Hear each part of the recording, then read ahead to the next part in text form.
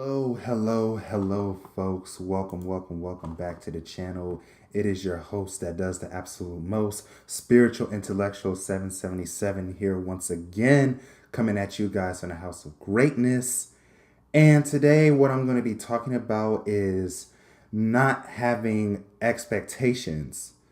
And what recently inspired this topic is, I just had a really good day today, and I wanted to share the story. So today, you know I went to go to like the headquarters to where my friend is volunteering for the Houston World Fest Film Festival, which I will be volunteering this Saturday and Sunday. I didn't find out about it till like a week or two earlier prior to that. But I just remember, like today, I just, I practiced some of my driving, of course, and that was so much fun. Why am I even saying, of course? You guys even know. But, anyways, I practiced my driving today, which was a lot of fun. And then I went to the headquarters, right? And I've been up there since 2 o'clock, and I just got back a few minutes ago. So I've been up there for about, 4 to 5 hours, right? Just helping them just set up the awards and stuff. And then after I left, I got this, just show you guys some proof, you know what I'm saying? Got this VIP pass for the World Film Festival. And it's actually like a gold, VIP gold pass, which is like, I'll put it up closer to the camera. So it's like $500. So just by me, being up there for a couple of hours and just helping them set up and everything, just getting that like VIP pass, especially a gold one, because I remember I was looking on the website for the different passes to see like if you need one to attend the seminars that they have. But, I already knew prior to that you were gonna get a VIP pass, but I didn't expect to like actually get one because I originally wasn't going to volunteer. But since they gave me the opportunity and I got a free pass, I wasn't going to turn it down. And I remember I was telling my girlfriend on my car ride on the way back home that I got like a free like VIP pass pretty much just because like I did help out, and she was like, "How about that shit?" And I was like, the funny part is that I didn't even expect it, right? Here's the thing, I just expected just to go up there with my friend, just to kick it with him, see what the festival's like, and just go on about my merry way. But the fact that, I got a VIP pass now to where I can go to some of the events and stuff, the remaining events that they have for the film festival, because it's going to end on this Sunday, I think. And it's just like I'm really thankful for that. I'm extra grateful that I made a friend now who's like, I've only known him for like, this is my third time, like, or second time meeting up with him, and he's already like showing that he's a stand-up guy. So shout out to Matthew, man. Like, shout out to you, dude. If you're watching this video, thank you for all that you've done for me so far. You're a stand-up guy. I fucks with you, man. Not just because, I got this pass and whatnot, but because, you are actually a stand-up guy. And so, you're probably wondering, like, what the hell does that have to do with expectations? Well, let's say that, I did expect to get something out of it, like a VIP pass or him to help me out or whatnot. And if that didn't happen, then I would have been upset, all bent out of shape and shit. Like, I just would have been out of it emotionally. But, I just found out through this experience and through previous experiences of not expecting anything, I actually get more than what I asked for. It's just like one of those paradoxes for when you release expectation, when you don't expect nothing, or, as the famous saying goes, better yet, needing nothing attracts everything. So in other words, if you let go of a particular outcome, you leave yourself open to the universal flow. You're more attuned to it as opposed to being all rigid and shit and being against the universal flow simply because you don't like change. And that's the problem with a lot of us is that we do not, we want a dead ass like specific outcome. And not to say that you don't have to be ultra specific about what you want, via the law of attraction, the law of vibration, and whatnot. But you just have to let go of expecting just that exact outcome. Because think about it. We live in an unlimited universe where there's multiple possibilities and there's multiple realities slash timelines happening all at one time.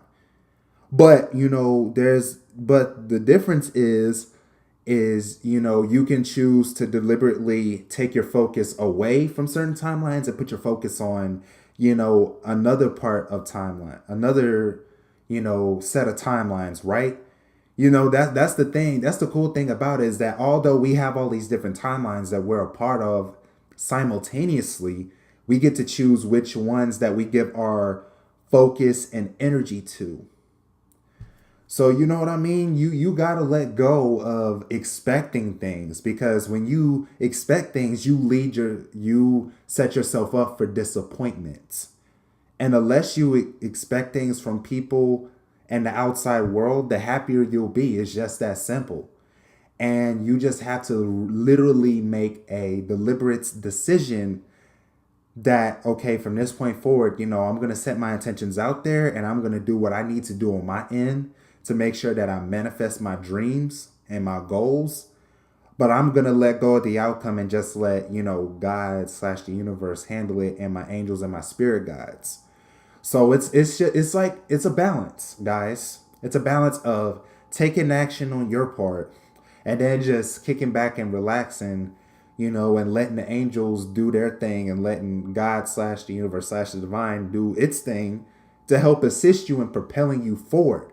Because usually what God slash the universe has in store for us is way better than we could have hoped and dreamed of. Because with us, we tend to limit ourselves way too fucking much. I mean, let's just get real here. I still find myself limiting myself a lot of the times because I'm just like thinking of just one or two possibilities. Whereas my spirit guides and, God, motherfucker God themselves are thinking like, okay, Evan, I know what you're thinking is cool, and I know what you got planned. It sounds good, but I got something better for you, man. If you just listen to me and you follow my guidance, I'll lead you to the promised land. And that's what we all got to do. We got to learn to just let go of just being rigid as fuck, because that's operating out of ego. When you operate out of your spirit slash your higher self, then you become more and more attuned to the spiritual slash universal energies that come about in our day-to-day lives, and you're able to be more receptive to the opportunities around you, and you start to see angel numbers in your reality more, or better yet, you start to pay attention to them more, because now you're not just dismissing them as just mere coincidences. No, there's synchronicities put in your life for a reason, to let you know what next steps you need to take. Like, okay, there's certain angel numbers about getting yourself in balance. There's certain angels numbers reminding you to start taking risk and taking initiative. There's angel numbers about, old cycles ending and new cycles beginning. There's angel numbers to let you know that you need to attune more to unconditional love, so on and so forth. Because in my reality, I see angel numbers every day, guys. It's an everyday occurrence. And I noticed that the most common numbers that I see is 888, 777, 2222, 222, 333, 555, 444. I just constantly see those numbers on a daily basis. And sometimes I'll see a funky number like 2233 or 2244 or 9988, some funky numbers like that. But the point is, I am being more receptive to the messages that are being sent my way. And I notice that the messages that have been sent my way is, to get the spiritual and the material aspect of my life in balance, and also to keep the faith and trust. Because I noticed that, I don't know if you guys have noticed this too, but I've noticed that this energy in April is about new beginnings and letting go of the old, whereas March was more so about clearing away of any residual old energies out of our auric field so that we can receive our blessings finally. But this month is a much more lighter month. It's much more fun, free flowing, whereas like January all the way through March, the first quarter of 2019 was about just clearing away that old energy and doing that intense healing because of the super moon, the new moons, the full moons, all that jazz. Just releasing all of that old, toxic, stank ass energy out of our auric field so that we can finally, put out more positive energy out of our aura so that we can finally reach our blessings and reach our full potential and to manifest the shit that we want this year. Because this is the year about expression, self expression, creativity, fun, laughter. This year is a much lighter year than 2018 was, because 2018, well, let's just be real, like it was a heavy ass year. It was a year of intense healing and rising up out of our own blockages. But 2019 is a 3 year, which is more so about creativity and self expression and rising up in our power and having much more fun, laughing more, just using different creative outlets to express ourselves, right? And a big chunk of that is letting go of expectations, guys. Just go with the flow. Like, you ain't got to hold on to all of these, like, just specific outcomes because, like I said, the universe / God has something way better in plan for you than you could have ever dreamed of. So when you truly grasp that fact and you truly apply it and you let go of wanting, to make just that set amount of money that you want to make or manifest that exact mate and whatnot, you open yourself up to some pretty cool fucking possibilities, guys. And I'm telling you this from experience. What other experience did I have where I experienced this? Okay, so I'm gonna use another film festival example because that just came at the top of my head. So I remember when I participated in the Boomtown Film and Music Festival, right? And it was like a 48-hour portion of it where you had 2 days to make a 4-minute film to write, shoot, edit, and submit the film to the festival, right? And so we got the category of film noir, and then everybody got the log line of, Sam, thinks of something that pushes him over the line, some shit like that. I knew it was something that pushed him over the line, and then we spun the wheel. We got the film noir genre, and then I remember, just talking to one of the crew members, a part of it, and I was asking him like, "Hey, man, what can we think of?" Because me and him were just bouncing ideas off of each other, and then, I asked him, like, what should we name the title of the film since we can make it into a love story? He was like, okay, Obsessed Love. And then me and him were just writing the script from 8 p.m. all the way to 2 a.m. Went back to sleep. Woke up the next day around like 8 a.m. or 9 a.m. And then we went location scouting. And then, we was getting our last minute, like, actors together so that we can go ahead and do this thing. And we was filming all day from 11 a.m. to 9 p.m. And then we finished that. And then, the editor was editing it for 6 hours because we had to make it exactly like 4 minutes on the dot or else we was going to get disqualified. Right. And then I remember just sitting in there with her and we were just going through it and we were just meticulously editing it to the T, because I think we had over like 30 minutes of footage, if I'm not mistaken, at least over 30 minutes. But we were just editing the hell out of it so we can submit it in time. And I think we was like 8 out of 12 teams because you had to be the first 12 in order for your film to get screened for that portion of the film festival. You had to be one of the first 12 teams to submit it. And I think we were like in the 8th or 9th team to submit, and we submitted in time. And I'll just let you guys know, we barely made the cut. Like, I'm telling you, like, I think we had to submit it by like 6 or 7 or 8 o'clock. And it was like, I think it was around like 7:40 something. So it was crunch time. We was like, we got to submit this damn thing so that we can get in early as possible so that we can be one of the 12 teams. And when we got one, and when we was one of the first 12 teams, we were so happy because we were gonna get screened. And I'm going to this thinking like, okay, this is just a cool experience. I don't expect nothing. I'm just gonna do this and have fun. And then I remember the like a month later in April, it was like mid to late April. No, it was late April when the Boomtown Film and Music Festival happened on Saturday. I remember we went up to the Jefferson Theater, and then I was just in there chilling. And then one of the judges asked me, is like, hey, did you shoot Obsessed Love? And I was like, yeah, what's up? He was like, you have a pretty good eye, dude. And me, I'm just sitting there like taking in, I'm not really putting two and two together.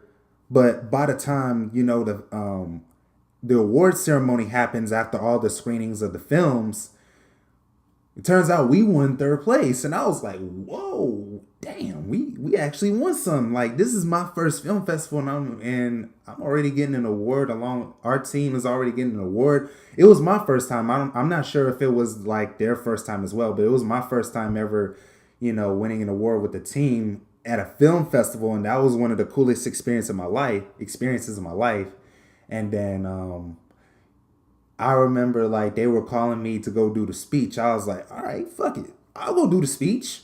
And then I just did this improvised speech where I said, shout out to Mr. Stanley. Shout out to all my fans on Facebook Live. I was just giving a whole bunch of people shout outs. You know what I'm saying? Like that was like a real cool experience. And I say all this to say, don't expect anything, guys. Just be open to different possibilities.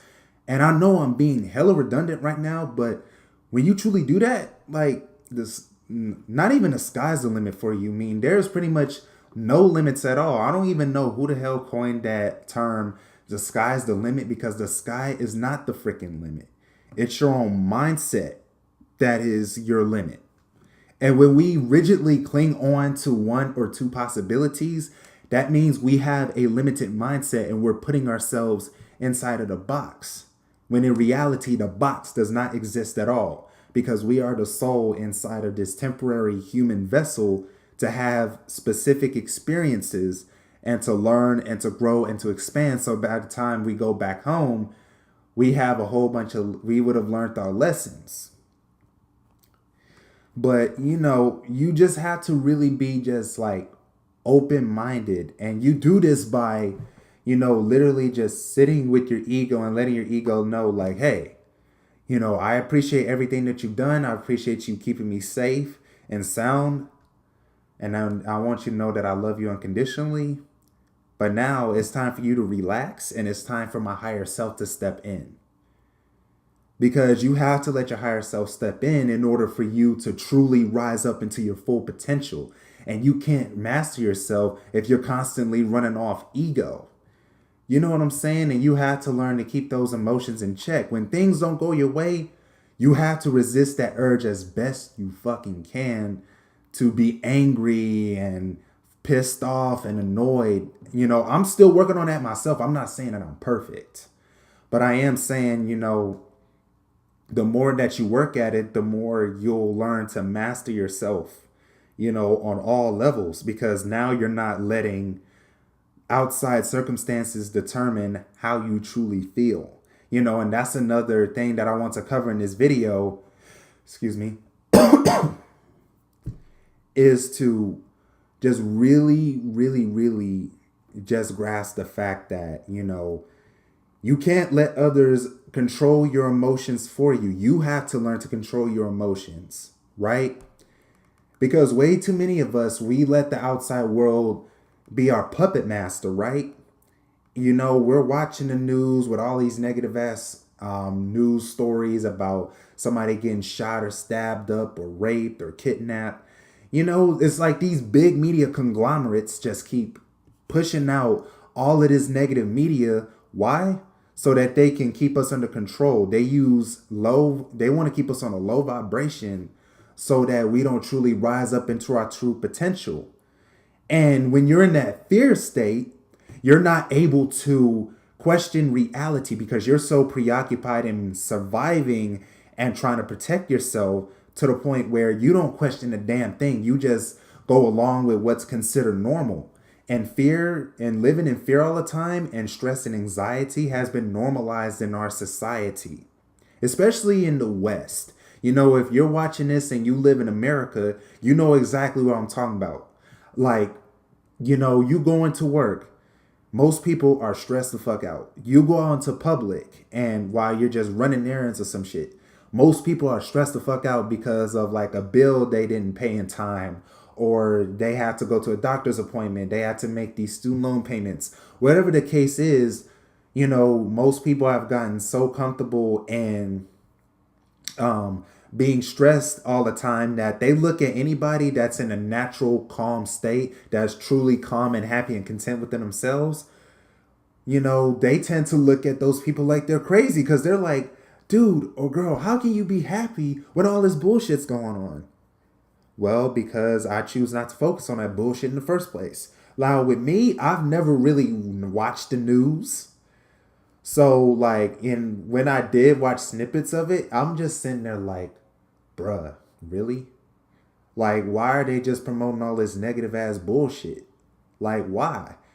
Like, what's how is this helping people? How is this making people elevate? How is this helping people reach their highest potential? The answer is easy. It's not. The news is meant to dumb us down. And I didn't mean to get into a whole fucking rant about media conglomerates and all that shit, but I just felt like saying it. So, but the point of me saying all that is you have to choose where you put your focus at. You can't keep allowing the media conglomerates, your family, your peers, you know, your castmates, your crewmates, or anybody for that matter to control your emotions for you. Because the moment you give people that power, you just giving your power away. You're externalizing your power to something or someone outside of yourself. And when you choose to take back that power and put it back inside of you, that's when you can really fucking rise up and really master manifest like that with almost no effort at all. And you'll be so in tune with the universe. It's like you're singing the angelic hymn every time you step out on a scene. And when you step in a room, people can feel your energy and they'll be like, wow, man, this person, I don't know what it is, but it's just something about that person that's just, you know, they're always in a good mood all the time. You know, people will naturally start to gravitate towards you the higher your vibration is. So it'll behoove you to learn to let go of expectations, to take back control of your thoughts and your emotions, so that you can be in tune with the universal flow and emit that childlike energy and be on that high vibrational frequency of abundance and prosperity and happiness, joy, exhilaration, and optimism. You deserve that. You don't need to be out here stressing all the goddamn time because that's not good for your soul, mind, or body. And you can literally worry yourself sick and worse, worry yourself to death. So, I call upon you right now to take back control of your emotions. And I'm going to give you some action steps right now so I don't leave you hanging. So one of your action steps right now after you watch this, or as a matter of fact, I recommend that you do it right now, is to just sit with yourself and observe your thoughts and your emotions and see and ask yourself, are these really my thoughts? Are these really my emotions? Because a lot of the times we're absorbing somebody else's energy or we're absorbing the energy of our environment. And a lot of times when we tap into the collective consciousness, thoughts and feelings, we often mistake it as our own. So that is why it is crucial for you to question, why do you feel the way you feel and why you're thinking the thoughts that you're thinking? Because a lot of the times, you know, media has a big part to play in it too, just like I said, you know, and you even have to be careful of the music that you're listening to. Because a lot of the times, you know, the music that you're listening to, you're not only picking up the consciousness of the person that's singing or rapping a song, but you're picking up the collective consciousness's energy that's in tune with that song as well. So let's say that you're listening to some Tupac, you know, and this is no disrespect to Tupac. He's a legend. But at the same time, if you listen to some of his songs objectively, It's got a lot of stuff about struggle and pain and shooting and fighting and violence and all this other stuff. You just got to be mindful of the music that you're listening to, because that also play a huge role in, your vibrational frequency. So make sure to listen to music that actually raises your frequency up to a higher level. You know what I'm saying? Because you want to take full control of your thoughts and emotions. And then another thing that you can do is to really audit the people that you're surrounding yourself with. Because a lot of the times, if you're hanging around negative ass people, you're going to pick up on their energetic patterns, just like when you surround yourself around positive ass people. So it's like osmosis with plants. We do the same thing. We absorb the energy of others around us. So if you're surrounding yourself around a bunch of people who are negative thinkers, who's always thinking the worst possible, who are always thinking of the worst case scenario, and they shit on you every time you talk about your dreams and your plans. You know what I'm saying? If they're doing all that shit, then you just need to cut them the fuck off, because life is too short to be surrounding yourself with negative ass people. And so, I'm just going to leave that with you today. I didn't really want to spend too long on this video. I just wanted to come on here and talk to you guys really, really quickly. I hope that you guys enjoyed the episode. If you guys enjoyed the episode, make sure to subscribe and hit that bell once you subscribe, so you get notified of every video that I upload. And to be honest, I didn't even feel like doing this video today. But for the sake of being consistent, I decided to do it anyways, because I wasn't going to let my ego stop me from releasing the video that I know I need to release, because it's, pretty much the end of the week and I need to release something.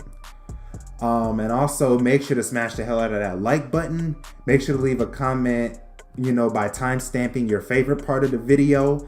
And also make sure to donate to my channel by clicking the PayPal link in the description below. And also make sure to share the hell out of this video, so that we can reach people that actually need to hear this message. And so I'm going to just leave you with that. Peace in and out with the highest vibes, and I'll see you guys next week. Woo! Yeah, but. Hello guys, I am the owner of 8 Mil Productions, a video production company that makes music videos, narrative films, music videos, and also edits videos for anyone who doesn't have the time to edit them. You can contact me via my social media and my email. My email is 8milproductions@gmail.com. My Facebook is Evan Youngblood Williams, and my Instagram is @spiritualintellect. My rates vary, and I am looking forward to working with you. Have an amazing day.